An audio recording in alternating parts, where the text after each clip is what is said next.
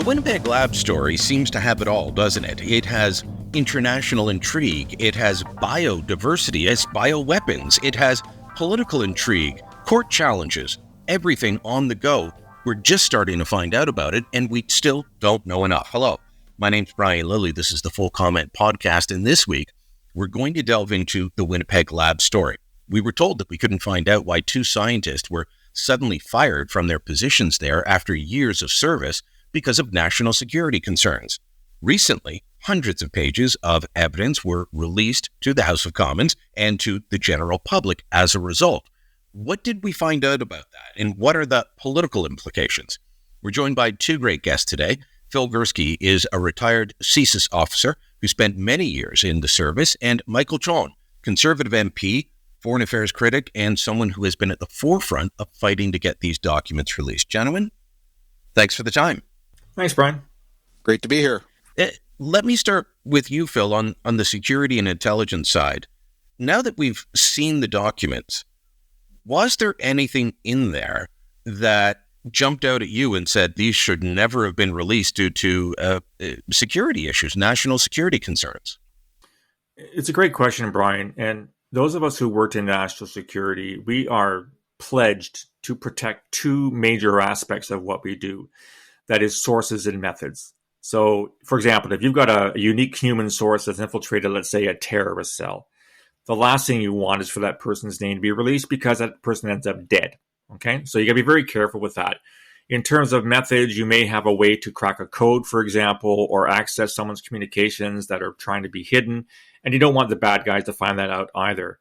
So without going into the details as to the documentation that was released finally to those who wanted to see it, my position as a former CSIS analyst, and I also spent 17 and a half years at CSE, so even more sensitive signals intelligence, is that, yes, the Canadian public has a right to know, especially when governments are ignoring a problem such as Chinese interference and theft of our biotechnology. And yes, there are concerns about protecting sources and methods. And as a retiree, maybe I have a bit of a biased opinion, but I err more on the side of releasing more than releasing less. Insofar and provided that nothing really sensitive makes it into the public domain, I think Canadians should learn more about this because we clearly have a government that wants to keep from us this very embarrassing story. It's really damaged our reputation with our allies as to why we let two Chinese scientists linked to the Chinese Communist Party, to the People's Liberation Army, working in a level 4 lab with the most dangerous materials known on the planet, why the government failed to prevent them from doing so. Obviously, it's a very embarrassing story for them. And I think what we're learning just simply points out something I've been saying for a great long time now, that this government had the intelligence in advance about these people and didn't abide by it. And that's a huge problem. They didn't abide by it. Do you think that they didn't act soon enough to remove the two scientists? And we're talking about Zheng Guoqi and her husband, Keting Chen. He was a bit lower on the scale than she was, but she was one of the top scientists there. They were both working in the lab with some of the most sensitive material. You think they should have gone in and relieved them of their duties sooner? It's hard to say if they acted too late, Brian, or didn't act at all. So we saw with the leaks of the CSIS information on the interference by the People's Republic of China in our 2019 and 2021 elections, they didn't even read the intelligence to begin with. We saw the public safety minister say, no, I didn't bother reading my inbox to see what CSIS told me. So it's not so much a matter of reading it, it's not important, or there are other considerations at play here. This could very well be a case of we didn't bother, acknowledging what CSIS told us in the first place, which is endemic in Canada. And another term I use an awful lot is that we have a very poor intelligence culture here. And by that, I don't mean CSIS and CSE and the RCMP. I mean officials that don't understand the nature of intelligence, don't see the value of it, and fail to act on it. So it could be a matter of not acting soon enough. It could be a matter of not bothering to read the intelligence in the first place. Michael, when you and your party were raising questions on this going back 2-3 years, I remember the Prime Minister leaning into this issue and warning the Conservatives that they didn't want to get into anti-Asian racism by pushing this story. That's exactly right, Brian. First, when we first raised this issue 3 years ago and we asked for these documents, the first thing the government did, including the Prime Minister, was to accuse us of anti-racism, anti-Asian racism, of xenophobia, and of playing partisan games, which was completely ridiculous. And when that tact didn't work, he then switched to another tact. He hid behind NSICOP and said, "We'll give the documents to NSICOP," which is the government's committee made up of parliamentarians, but not a parliamentary committee. And that committee can't release these kinds of documents, doesn't have the authority to release these kinds of documents. So, and then that... And in fact, that committee can only report to the Prime Minister, correct? That's right. It's a Prime Minister's committee. The members on the committee serve at the pleasure of the Prime Minister. So they're not only GIC appointments, in other words, governor and council appointments, they're at pleasure governor and council appointments. The Prime Minister can dismiss a member at any moment in time. The Prime Minister appoints the chair of the committee. The Prime Minister has the right to redact the committee's reports and to demand that the committee rewrite certain sections of reports. So it's essentially a committee under the PMO's control. And so it's not the appropriate place to hold the government accountable. When that tack didn't work, they came up with a bunch of other excuses about why we couldn't get the documents. They then punted it to an ad hoc committee that sits outside Parliament. We reluctantly agreed to it. Because after the election, the NDP wouldn't cooperate with the Bloc Québécois and the Conservatives to demand the documents once again. And so we were left with this last option. And I think what over the last 3 years has been made 100% clear is that we should have gotten these documents 3 years ago. A panel of 4 MPs and 3 judges said that the public has a right to know these documents, that national security was not a legitimate excuse to prevent the release of these documents, and that all the government was doing was trying to hide itself from an embarrassing embarrassing oversight over our national security. So, I finished by saying this, Brian. When in Ottawa and in Canada generally, governments are not transparent enough compared to other democracies like the United States, like the UK, like many European democracies. They're just not transparent enough. They don't give us the information that Parliament and the public deserves. And they often do it through 3 excuses. Number one, they say it's a national security reason why they can't release documents. 2, they say it's because of privacy concerns. Or 3, they just don't give the resources, put the resources in place so that access to information is done in a more timely manner. So whenever you hear, privacy or national security, red flags should go up that the government's just trying to cover its rear end rather than protect national security or privacy. But just today, we're recording a couple days before this is released. They've let it be known that they ordered a national security review of TikTok last September, but they're not going to release it. The United States is in the middle of Congress passing a bill to ban TikTok through the House of Representatives, and they're putting all kinds of evidence on the table as to why. And our government says, well, we ordered a national security review, but we can't release it because of the Investment Canada Act. So that's not even national security. We found another reason to keep stuff secret, Michael. But before we delve into some of the details, let me ask you, you just kind of glossed over how much the government fought this. And as a longtime observer of Parliament, both federally and in several provinces, having covered Quebec and Ontario extensively and some other provinces to a lesser degree, I've never seen a government fight the release of documents so hard.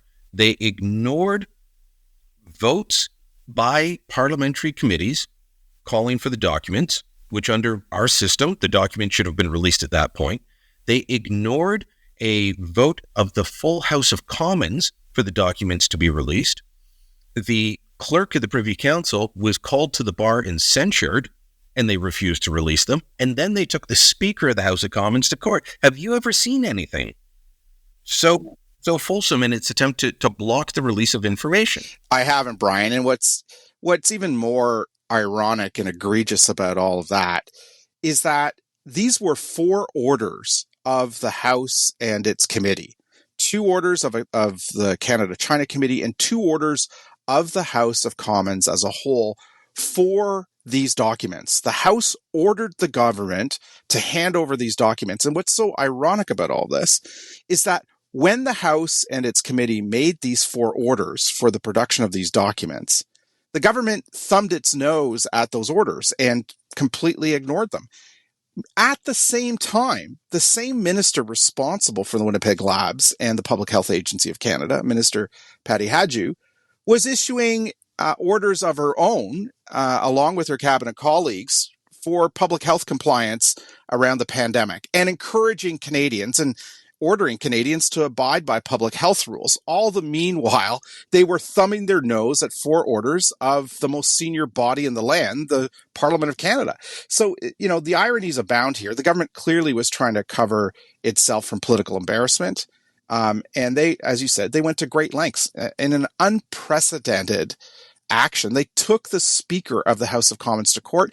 And then they also triggered an early election in August of 2021. And the reason why that's so significant is that under parliamentary rules, these 4 orders of the House and its committee dissolved with the dissolution of Parliament and the calling of a general election. So it was a convenient way to make the problem go away.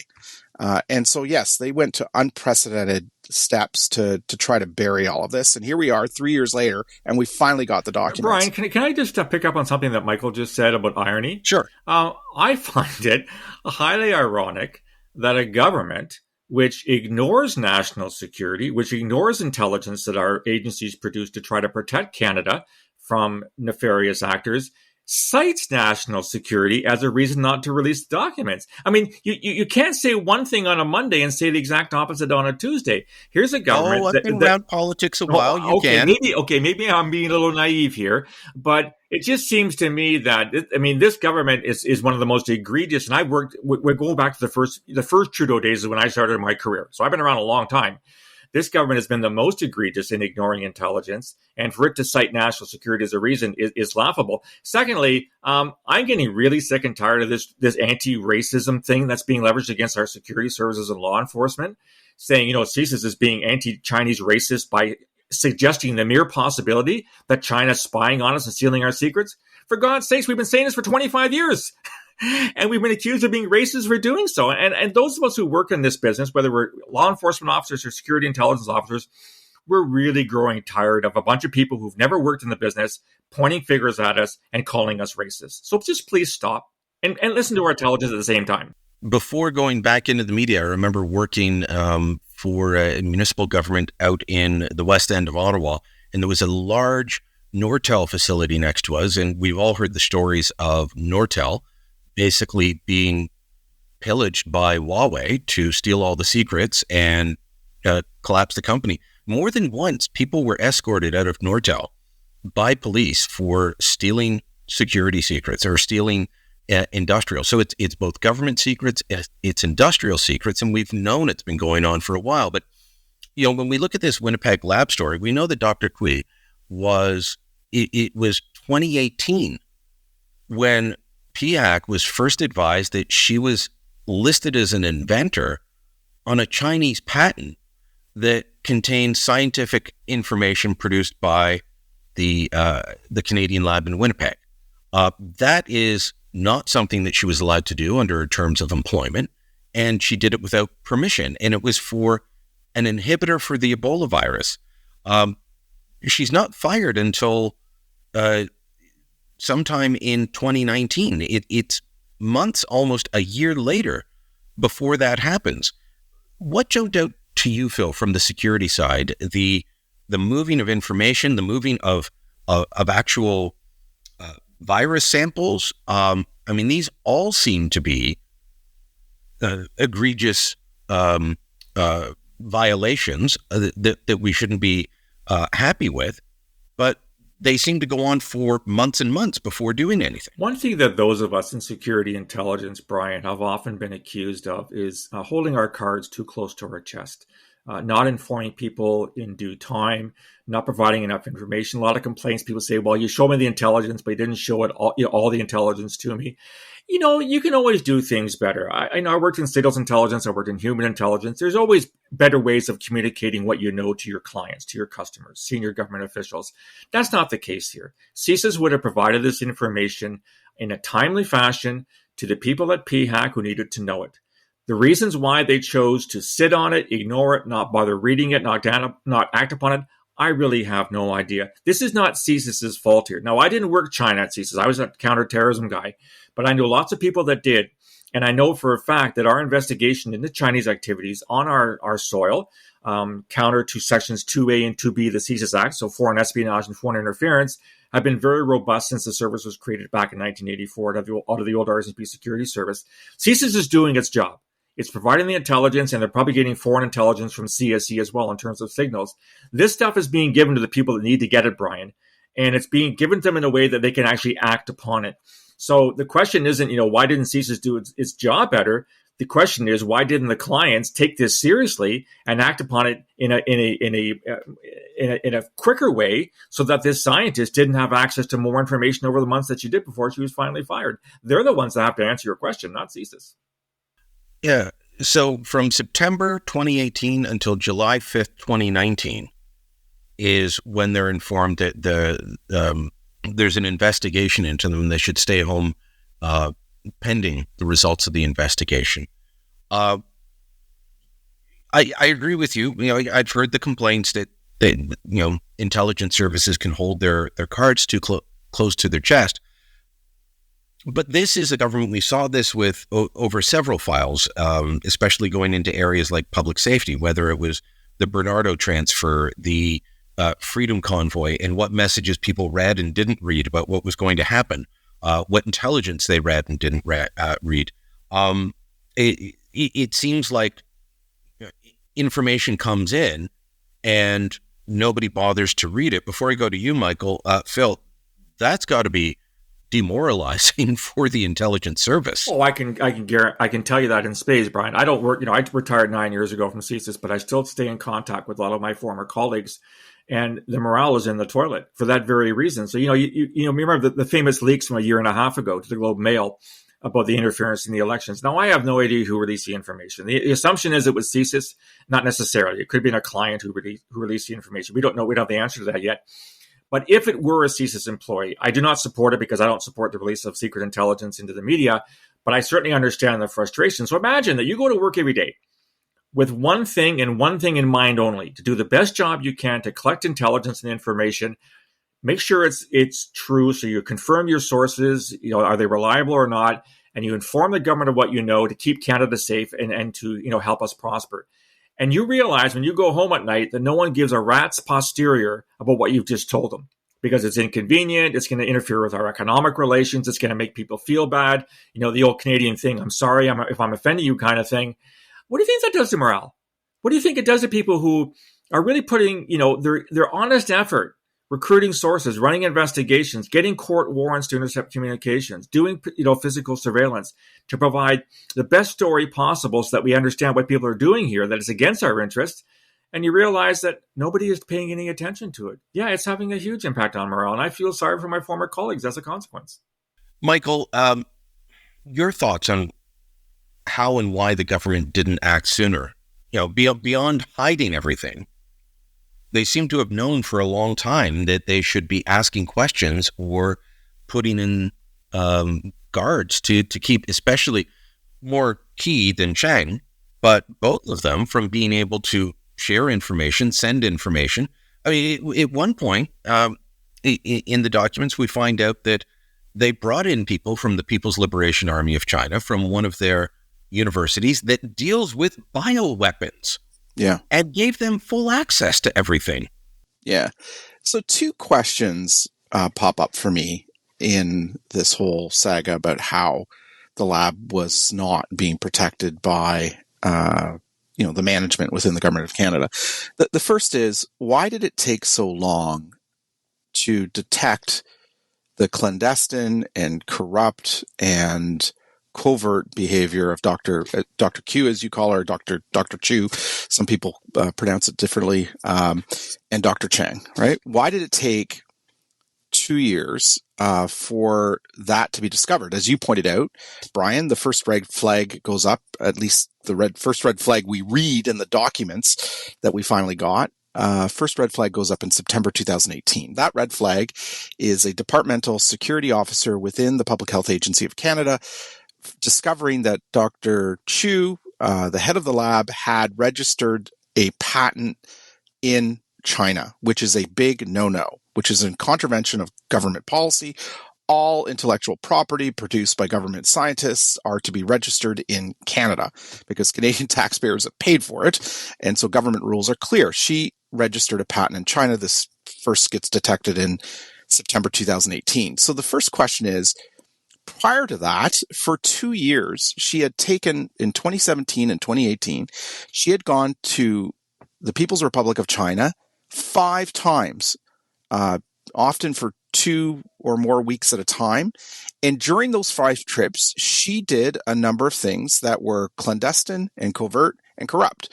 She had her travel within China paid for by the People's Republic of China and by the People's Liberation Army. She met with entities and scientists there covertly without getting approval from her from management in the government of Canada. And this happened in 2017, 2018, doesn't get detected for several years until 2019. So the first question is, why did it take so long for red flags to go up about this covert, clandestine, and corrupt behavior on part of this scientist? The second question that pops up for me is, once the red flag is raised on this by the departmental security officer about the registered patent in China in September 2018, why did it take 10 months to secure the Winnipeg lab? In fact, in the first 6 months of 2019, she had access to the lab. During those 6-month period, government IT employees seized the computer that she was using there and carted off. She also, at the time, applied for another trip to China and was denied approval for that additional trip. And so these two things happened in the first 6 months of 2019, yet she's not denied access to the lab. She's not marched out of the lab. The lab isn't secured until July 5th of 2019. So why did it take 10 months to secure the lab? It should have happened a lot earlier. If your employer is seizing your hard drive and your computer to analyze it, presumably they should be locking you out of the premises as well at that point and not waiting for several more months to pass before doing that. That's when you do the suspended with pay. Stay home while we look into this. That's right. And that didn't happen actually till July 5th, 2019. So these are the questions that we hope to examine at a parliamentary committee whenever we can get the agreement of the Liberals and the NDP on this. Has anybody been able to ask, or is it just now with the documents that you can get to these sort of questions? Have you been able to ask PHAC or Health Canada why they didn't act sooner? No, we haven't, because I tried to have this studied at the Access to Information, Privacy and Ethics Committee about a week ago, but the New Democrats teamed up with the Liberals to shut that study down. So we're going to try to do this at the Canada-China Committee. We think that's another committee that would be appropriate to study this. And so hopefully we get the agreement of the NDP and the Liberals to conduct this study, to hear from witnesses. These documents are just a start. We need to ask some serious questions about what happened so that we can issue a report with recommendations to the government to hold it accountable. Like, for example, Minister Mark Holland has said, after these documents were released several weeks ago, that it wasn't him or his cabinet colleagues that denied us these documents 3 years ago. He blamed the civil servants in the Public Health Agency of Canada for overclassifying the documents and refusing to release them. So we are going to call these bureaucrats, these civil servants, in front of committee to say, why did you deny us the documents 3 years ago? The minister has said that you you are responsible for releasing the documents. And clearly, 3 judges and 4 MPs said you overclassified them, you refused to release them inappropriately to cover up embarrassment rather than protect national security. So we want to get to the bottom of why that release of information isn't happening when Parliament demands it. I did love the fact that the government that took the Speaker to court,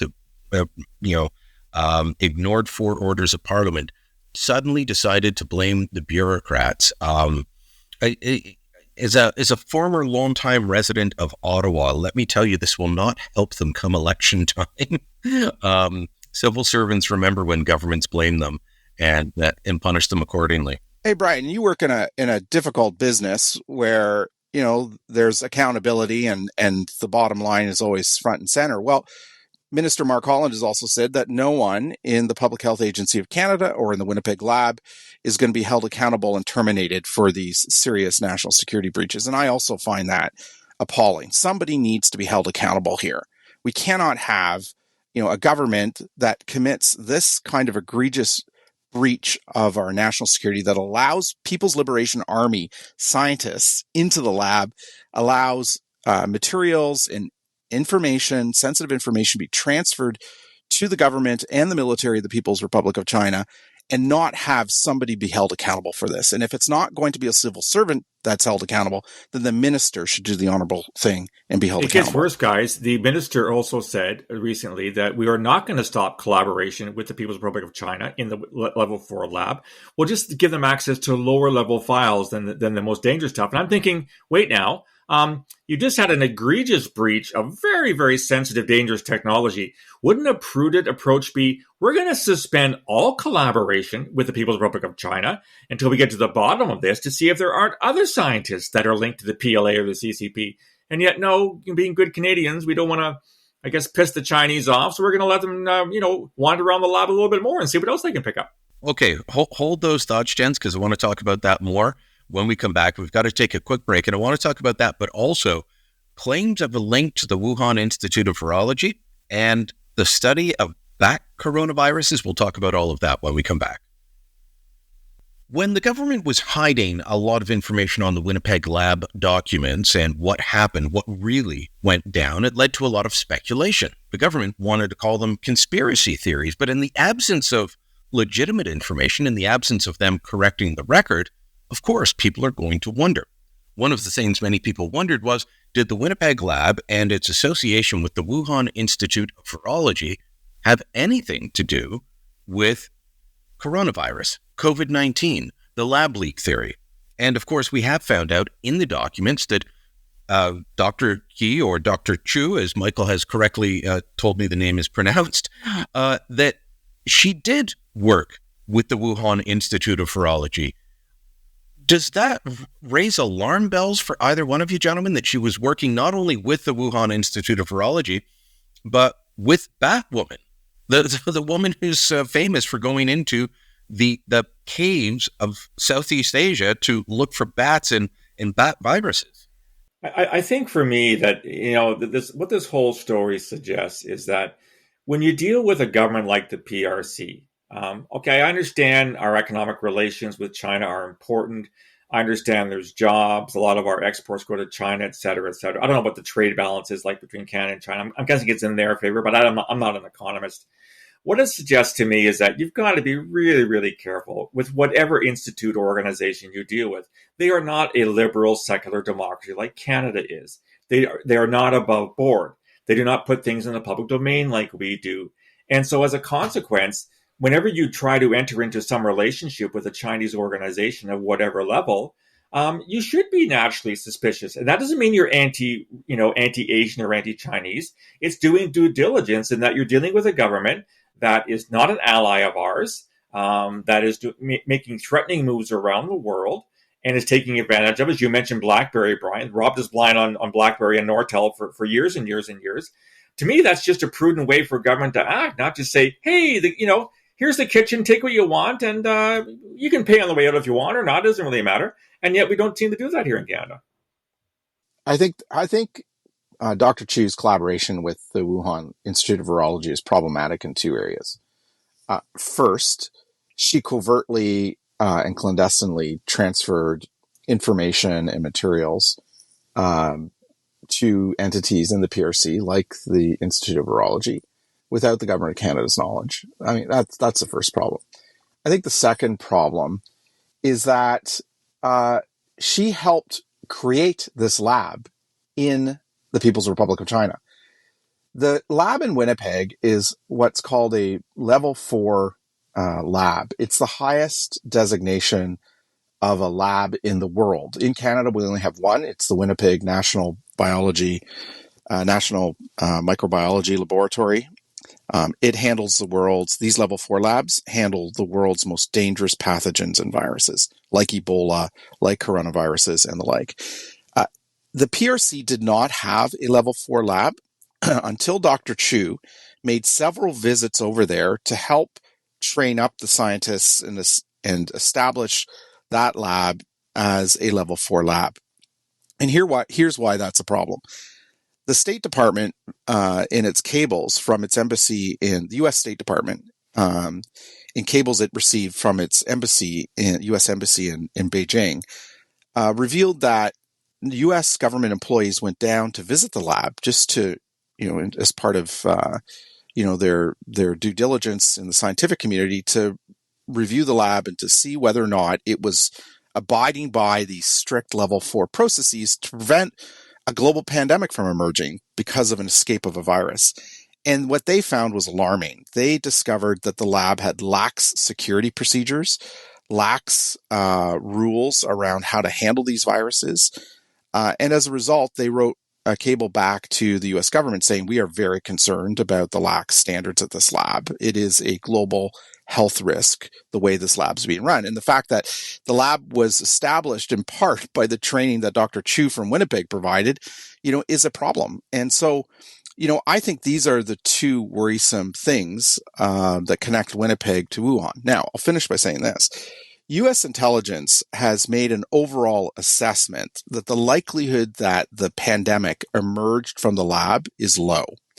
They believe that the overwhelming balance of probability is that the virus from this pandemic emerged from the wild, somewhere in the People's Republic of China, but that it did not emerge from the lab. That said, we can't discount the fact that, this lab was handling dangerous viruses and pathogens. It was a security risk, and that the head of the Winnipeg lab had a big hand in establishing this Wuhan Institute of Virology as a level 4 lab. So, I think that just says to me that, we should be cutting off all collaboration between the Winnipeg lab and any entities in the PRC until we can be assured that none of this kind of stuff is ever going to happen again. Before we get into the ongoing cooperation, let me just ask you about one other area that Dr. Chu collaborated in. We mentioned it earlier, but didn't really examine it. And that is this university affiliated with the People's Liberation Army and their lab that focuses on bioweapons. That is a complete red flag that should have had everything shut down as soon as CSIS or whichever intelligence agency alerted the government to it. I mean, it isn't working with a group that focuses on developing bioweapons something we should be really worried about one of our people doing, Phil? 100%. I don't know. I'm very skeptical that we here in Canada are developing bioweapons. It would seem to be against the nature of being Canadian. But the fact that we're allowing a bunch of scientists to come in who are, citizens of a country that we know to be developing these bioweapons, and we're handing our technology over to them scot-free so they can be used by their host countries to do this, is abominable. I just don't understand why you'd want to do it. As I said earlier, for the minister to say that we're going to keep working with China irrespective of what these two scientists did at the level 4 lab strikes me as like what parallel universe are you living in where you think this is an okay thing? And yeah, the door should have been slammed a long time ago, as Michael said. As soon as CSIS made its concerns, and by the way, CSIS did state quite clearly that one of the scientists was being very evasive in her answers. In other words, she lied. I've had my security clearance many years, and you get all these interviews and stuff, and they can tell when you're telling a lie and when you're not most of the times. For that to be dismissed and not taken seriously, to me, is, again, one more example of what else do you want your security services to do? They're telling you this person is a risk to national security and public safety. What more do you want us to tell you in order for you to take action on a file of this regard? Yeah, I agree with that, Brian. Look, here are the facts. 7 government scientists at the Winnipeg lab collaborated on research with scientists in the PRC, in the People's Republic of China, on some of the world's most dangerous viruses and pathogens. That's a fact. That research is publicly available, and it shows that research took place between the Winnipeg lab and these PRC scientists. 6 studies were co-authored, at least 6 studies were co-authored from 2016 to 2020 between the Winnipeg scientists and the ones in the PRC. Some of those studies were scientists in the PRC who were members of the People's Liberation Army. And as you pointed out in your earlier remarks, they were not only members of the People's Liberation Army, they were members of a unit of the People's Liberation Army called the Academy of Military Medical Sciences that has a mandate to develop defensive and offensive bioweapons. And so the fact that this collaboration took place without the government shutting down that collaboration is appalling. And now the fact that the government is refusing to shut it down, all of it down now, is even more appalling. It should be shut down entirely, any collaboration, in order to ensure that we've got the proper procedures in place, the proper security in place to ensure that this kind of stuff never happens again. The argument from the government has been in the past, well, as we saw in the pandemic, if a virus gets out, it becomes a global, worldwide problem. And so we have to work with these other organizations. We have to work with these other countries. And I can understand that to a degree. But when the other country is continually violating intelligence rules, regularly interfering in your country, regularly doing things like trying to develop offensive and defensive bioweapons, something that Canadians would abhor, that's when you should cut it off. Michael, is it, from the political side, is this just being afraid of, as Phil put it, pissing off the Chinese? Is this afraid to stand up to Beijing, or are they just naive? Brian, I think it's 2 things. I think they're naive in the extreme, the government, the Liberal government, the Trudeau government. But I also think there's an element of, this kind of dogma that basic discovery-led scientific research should have no restrictions on it, none whatsoever. And that, this basic discovery-led research should trump national security, should trump Canada's defense and security interests. And I completely disagree with that. At the end of the day, the government of Canada has the right to say that our national security supersedes the funding of basic research at our universities and at government laboratories. And because we have a primary responsibility as a government to protect the safety and security of Canadians. And no, you can't collaborate with the People's Liberation Army. You can't collaborate with the Academy of Military Medical Sciences, I should say, in the People's Republic of China, because they are doing gain-of-function research to weaponize civilian research, to take this basic university and government research and to turn it into military bioweapons. And so, no, you don't have the academic freedom to collaborate in that way, and we're going to shut that down. And I think that is a responsibility the government of Canada needs to take, and they need to get off this kind of weird ideology they have that basic science trumps defense and security. It doesn't. Our defense and security is the most important thing that the federal government has to do to protect the safety and security of Canadians. When you work in intelligence, you deal with a lot of different actors, a lot of different countries. And so sometimes you're forced to, because of the nature of the threat, to deal with countries that, let's just say, don't share the same values that you do. And I'll go back to the post 9/11 period in counterterrorism where I worked. We were talking to some countries that normally you wouldn't, but you really had no choice because the threat was what it was. But there's a reason why, and you've probably all heard of the term the Five Eyes, the Anglo partners, which is sort of the bedrock of intelligence here in Canada. It's been around since the Second World War. there's a reason why you share more with the Five Eyes, and I would extend that based on my time at CSIS to a lot of Western European partners as well that are not part of the Five Eyes, because we all share the same basic values and ethics. China is not part of the Five Eyes. China is not part of the Western world. And so for us, as Michael said, to say, well, academic freedom is more important than national security, like hell it is. And, we don't have to work with China on these bio issues. We have other partners with which we can work, like the Americans, like the Brits, like the other Western European partners. And to me, that's a safer bet. Now, look, there's no guarantees in intelligence that information that you share, once it leaves your borders, it can be compromised. That's just the nature of the business. But you go home at night a little more confident if you shared with the Americans, the Brits, and the Swedes than if you shared with the Russians or the Chinese. Let's just put it that way. And the fact that the government doesn't seem to get this is a very, very worrisome development as far as I'm concerned. I can't remember if it was on the Winnipeg Lab side of things or on the election interference, but at one point, as one of the stories came out, Jerry Butts, the long ago former principal secretary to Prime Minister Trudeau, said, when Bob Fife and Steve Chase, the Globe and Mail, see someone having dim sum, they now think it's foreign interference. And I thought, wow, that really does show the mentality. That they want to diminish everything to not offending China. But no, it's the People's Republic of China. It's the dictators in Beijing. It's the People's Liberation Army. There is this, and I still think it is, naivete on China with this government. We know the Trudeau family has been infatuated with the PRC going back to the 1950s, with all of them visiting even outside of politics and fascinated with how they operate.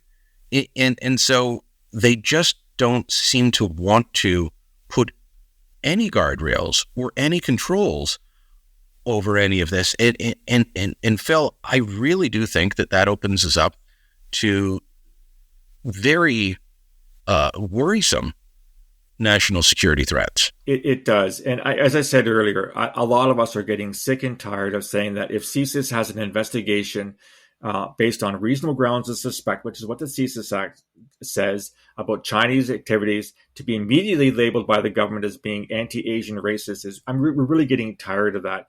And you talk about national security, Brian. The other thing that needs to be mentioned here is that our closest allies are looking at us very, very carefully right now.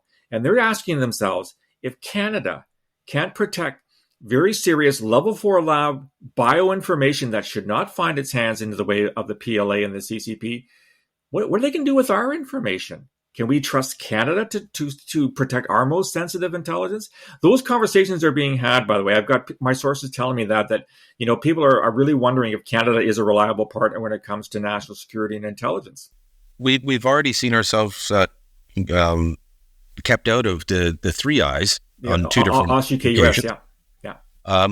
Michael, I've spoken to many politicians who've gone to the PRC on visits, and I don't know if you have, but the security warnings are extensive. The use of burner phones, not taking your usual laptop, not accepting any thumb drives back when those were a big thing still, not accepting anything that could compromise. I mean, we know that China is constantly trying to gain information, trying to interfere, trying to exert influence. So why on this file or on the election file is this government unwilling to act? I have, Brian, gone to China. I accompanied Prime Minister Harper on his official visits to the People's Republic of China. And so I, too, was made aware of all these security risks that were over there that could threaten us. Why the current government has been slow to react is, again, I think you're right. It's a combination of naivete and other factors. I think it's, this is a government that came to office very naive. Don't forget, this is a government that came to office promising to broaden and deepen ties, to reestablish diplomatic relations with the Islamic Republic of Iran. and then did a 180 on that because they realized that the Harper government was correct in cutting off diplomatic relations with the regime. I remember speaking to Stéphane Dion in Scrums, and he said that your government had been ideological in not talking to Russia or the Islamic Republic of Iran. That's right. And as the government came to office, naively wanting to broaden and deepen ties with China, when it was becoming clear in 2016 and 2017 that a new China had emerged under President Xi. And President Xi was a president who was going to not liberalize China and bring it closer into the rules-based democratic order that has assured the world's peace and security since the end of the Second World War. But rather, he was going to double down on autocracy, and he was going to double down on the crackdowns on the tech sector, again, on minorities in China, on threatening neighbors in the South China Sea, and crackdowns in Hong Kong, and so many other things. That was clear by 2017. We were starting to get evidence. Well, you'll remember the famous press conference with Minister Dion, where in Canada, a journalist asked his Chinese counterpart a question and got basically chewed out in front of Minister Dion. You saw at the same time, around 2017, the detention of Western journalists, including Canadian journalists in the PRC. So by 2017, we know that a new China is emerging, an autocratic China that's going to throw its weight around and threaten Western interests and Western values. And at that time, the Prime Minister naively still believes that he's going to establish a free trade agreement with China, that he's going to broaden and deepen ties with China, and that all comes to naught. And it isn't till 2020 or 2021 that the government finally realizes that the China's changed and that it's a threat to Canada. And it took them that long to get to that realization. Our first vaccine for COVID was supposed to be developed with China. Now, that vaccine, I think it was used, the last I remember looking, I don't think it even really made it to market in China. It was used experimentally on the military, but that was our response to COVID, was to cooperate with people that we already knew were undermining and attacking us.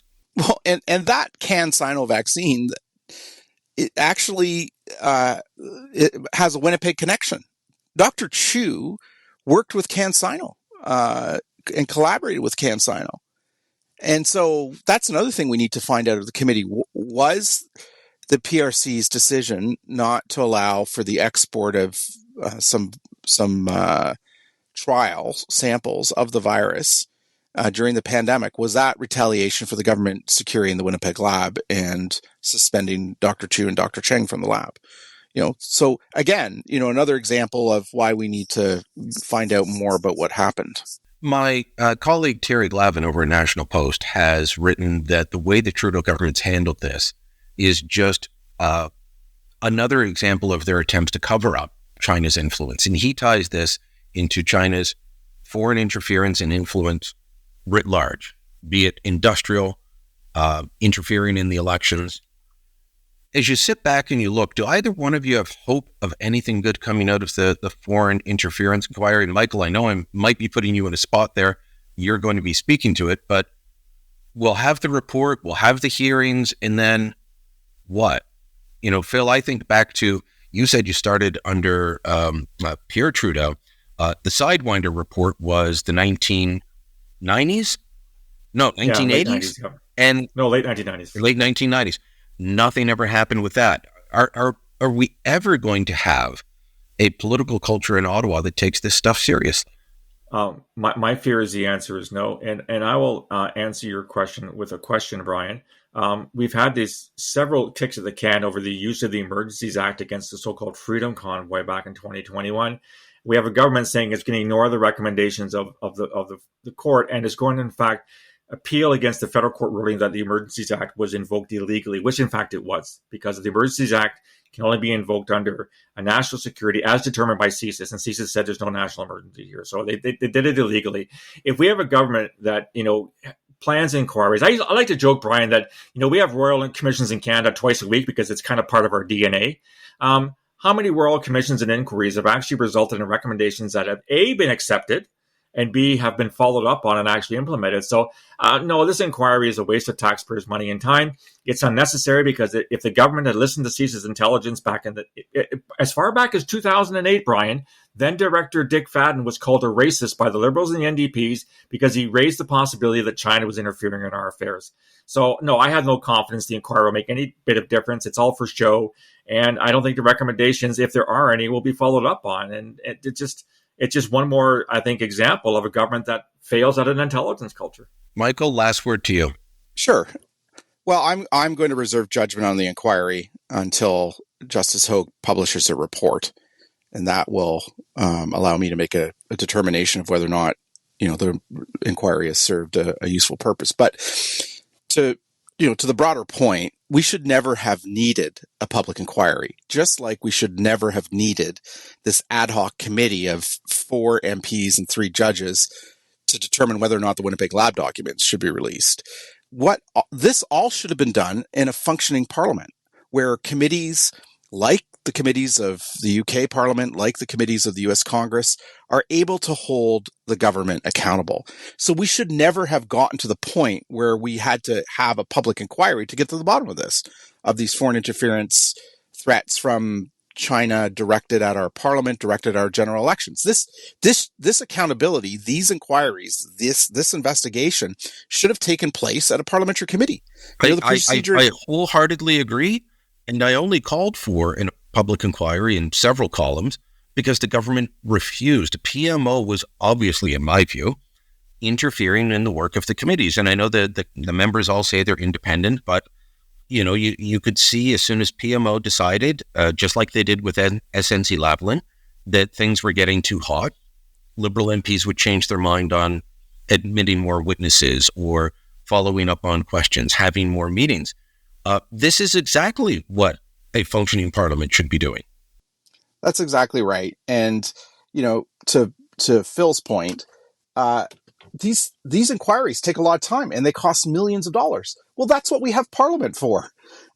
This Winnipeg Lab Document Committee that was created, sat outside Parliament, took a long time to come to determination. And here we are 3 years later, and we finally got the documents. This stuff should be happening in Parliament and its committees in a functioning Parliament like we see in other democracies. And so, we're left with the last resort, as you've pointed out, of having to agree to the ad hoc committee to release the documents, of having to agree to a public inquiry to get to the bottom of interference in our elections, because Parliament isn't functioning the way it should. And that is on the government, because this is a government that came to office promising to strengthen Parliament, to show respect for Parliament, to provide Parliament with information, and they've done anything but. In fact, just a week or two ago, the Information Commissioner announced she's taking the government to court to get documents released by the government. So it's a government that's completely reneged on its commitment to strengthen Parliament and to show some respect for our democracy. Openness and transparency, I believe, was their buzz phrase at the beginning. Open by default. It hasn't worked out that way. Michael Chong, Phil Gurski, thank you both so very much for your time today. Thank you, Brian. Thank you. Let us know what you think. Drop us a line. You can email me, blilly@postmedia.com. You can find me on social media. Drop a comment below if you're able to, wherever you're listening to or watching this podcast. Full Comment is a Post Media podcast. My name's Brian Lilly, your host. This episode was produced by Andre Prue with theme music by Bryce Hall. Kevin Libben is the executive producer. You can subscribe to Full Comment on Apple Podcasts, Spotify, Amazon Music, anywhere you get your podcast. Help us out by giving us a rating or leaving a review, and tell your friends about us. Thanks for listening. Until next time, I'm Brian Lilly.